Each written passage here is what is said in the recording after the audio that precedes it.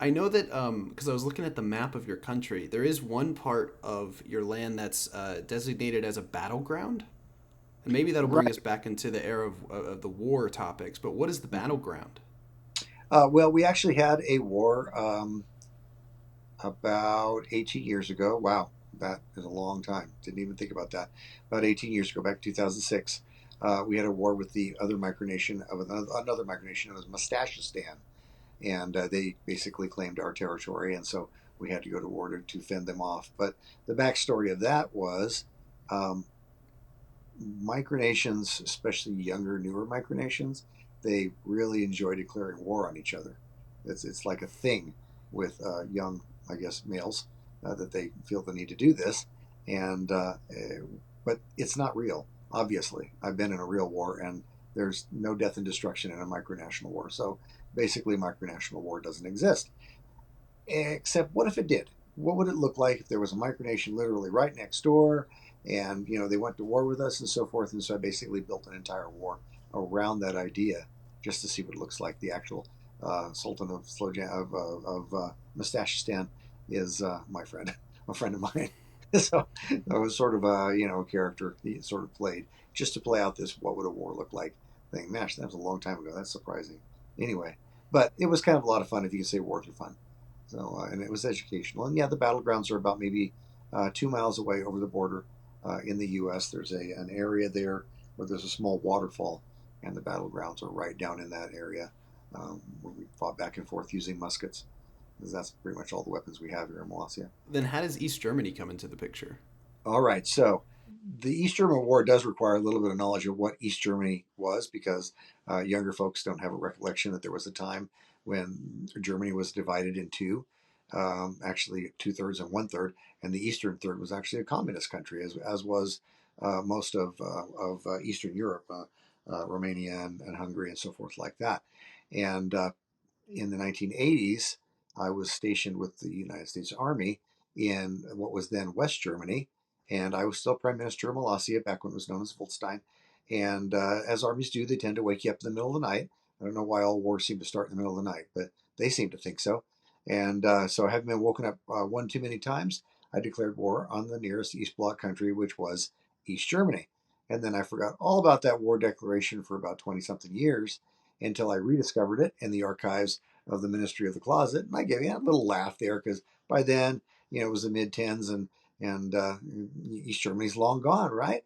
Until it turns out that, in fact, no, it's not long gone, because even though East and West Germany unified in 1991, way back in 1973, Fidel Castro of Cuba gave a tiny island off the coast of Cuba to East Germany, and it became East German territory. And when East and West Germany unified, that was not addressed in the Unification Treaty, so that remains East German territory. It is, however, uninhabited, and so there's no one with whom to arrange peace after all these many decades of being at war. I think it started back, what, in 1983? And so, as such, we remain at war with an uninhabited island off the coast of Cuba, probably forever.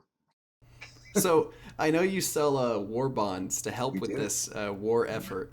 Yes. Um, what does that go towards? Is it like building up the navy in case you might need to go out Yes, there? absolutely. You never know. I mean, 100%. I mean, that's a long paddle and an inflatable kayak, but we have a pretty stalwart navy. If need be, we're gonna take that war home. But for right now, things are fairly peaceful on all fronts, and having a war also gives us sort of a perpetual arch enemy, kind of like the U.S. and the Soviet Union.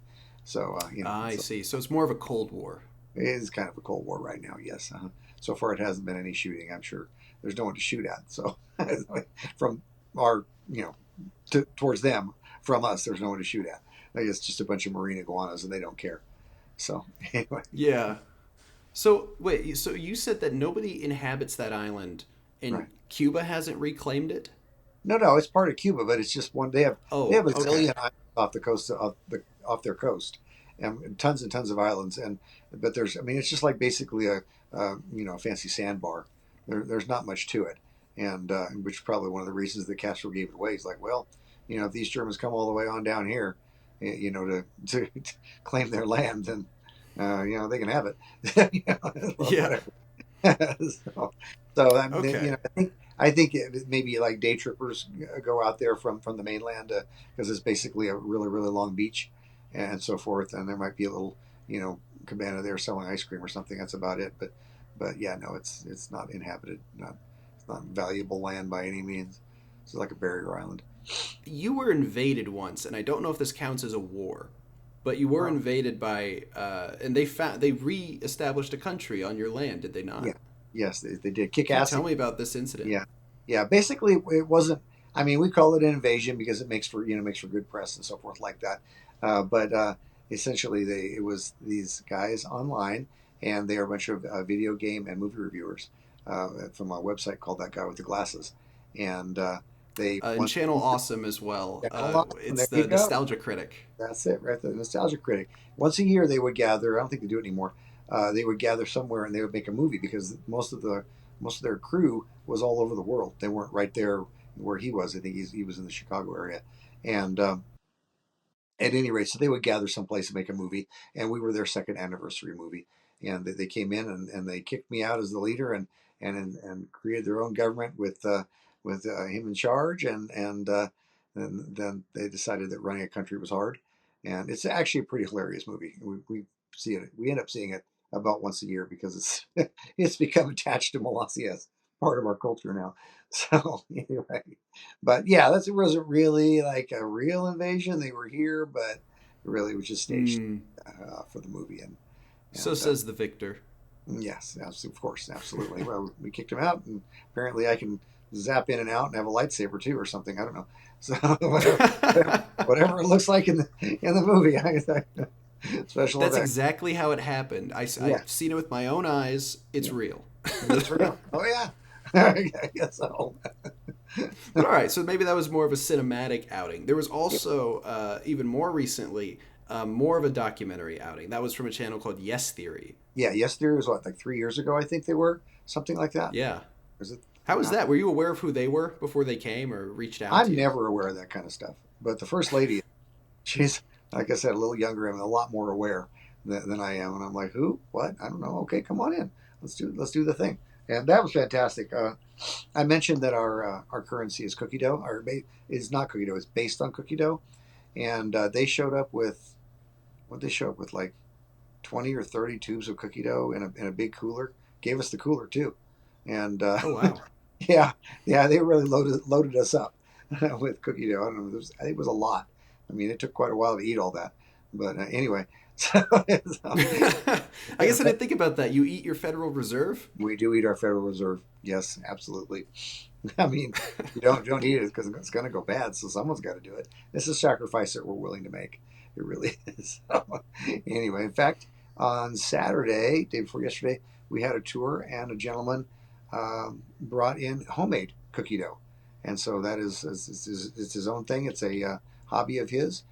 We actually have tourists bring cookie dough almost every single time we have a tour. We have a tour once a month, April through October, and almost every tour somebody brings cookie dough or other gifts. And so this gentleman brought us some homemade cookie dough. So we're going to bust into that and see how that works out.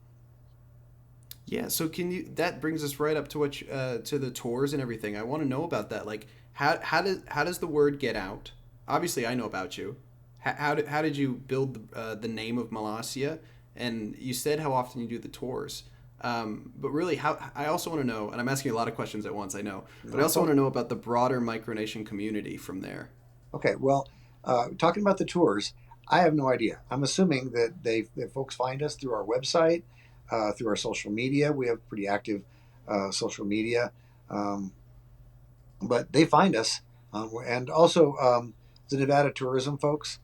They consider Molossia to be one of the tourist attractions of the state of Nevada, and so they will sometimes direct folks to come visit Do us.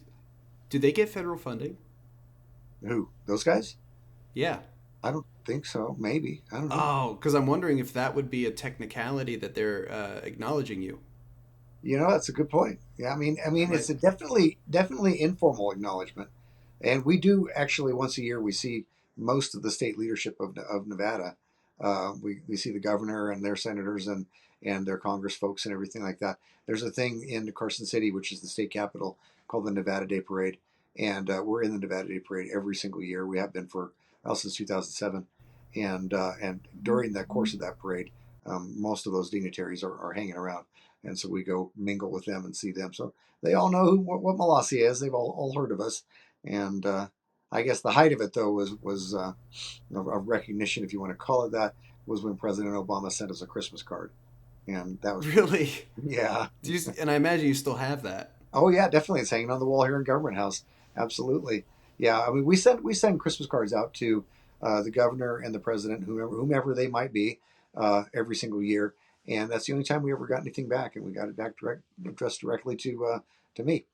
So instead of just my first name and last name, it was actually to President Baugh, and so that was kind of like a formal recognition. And anyway, and so yeah, uh, the local folks are aware that we exist.